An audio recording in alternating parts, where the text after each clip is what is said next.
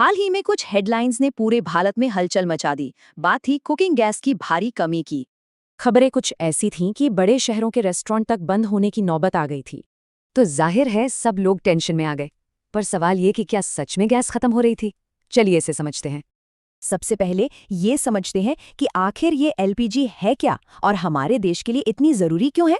भारत में 30 करोड़ से भी ज्यादा एलपीजी कनेक्शंस हैं, मतलब हम दुनिया के सबसे बड़े बाजारों में से एक हैं। लेकिन यहीं पर एक बड़ी चुनौती भी है। हम अपनी जरूरत का करीब 60% एलपीजी इंपोर्ट करते हैं। और ये सारा इंपोर्ट आता है मिडिल ईस्ट से, एक ऐसे इलाके से जहां हालात अक्सर तनाव भरे रहते हैं। तो क्या ये संकट मिडिल ईस्ट से सप्लाई रुकने की वजह से हुआ? पहली नज़र में तो यही लगता है।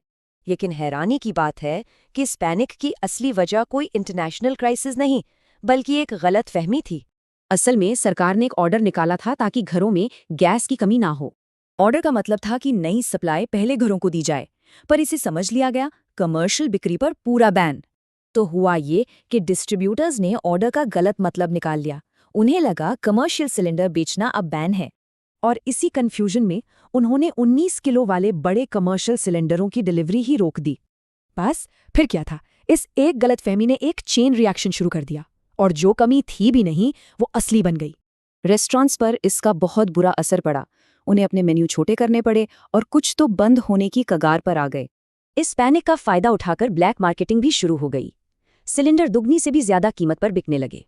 तब सरकार को बीच में आना पड़ा। उन्होंने साफ किया कि ऑर्डर का मतलब बैन नहीं था और जमाखोरी रोकने के लिए कदम उठाए। अब भविष्य में ऐसे झटकों से बचने के लिए भारत लॉन्ग टर्म सॉल्यूशंस पर भी काम कर रहा है। तो ये संकट तो एक झूठा अलार्म था, पर इसने एक बड़ा सवाल खड़ा कर दिया है। जब असली सप्लाई शॉक लगेगा तब क्या होगा?